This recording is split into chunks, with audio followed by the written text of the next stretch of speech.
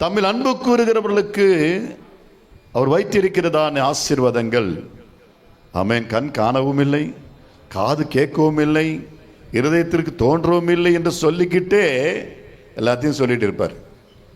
ஆமென், ஹல்லேலூயா.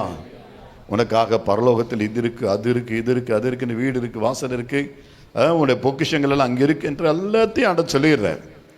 ஆமென், ஹல்லேலூயா. பரலோகத்தில் என்னெல்லாம் இருக்குன்னு சொல்லியிருக்கிறார். அங்கே பசியும் இல்லை, பட்டினியும் இல்லை, இதெல்லாம் சொல்ல வேண்டியதெல்லாம் சொல்லிடுறார். ஆமென், ஹல்லேலூயா.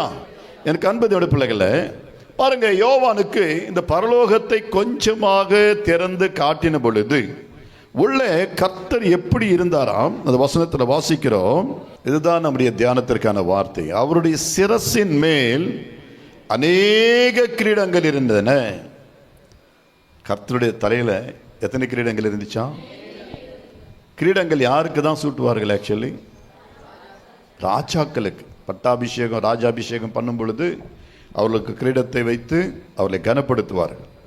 இந்த பூமியிலே அவர் ஏற்றுக்கொண்ட ஒரு கிரீடம் இருந்தது. அது என்ன கிரீடம்? வேதத்தில் வாசிக்கிறபடி அது முள் கிரீடம். முள் கிரீடத்தை ஆண்டவராக இயேசு கிறிஸ்துவின் தலையிலே சூட்டினார்கள்.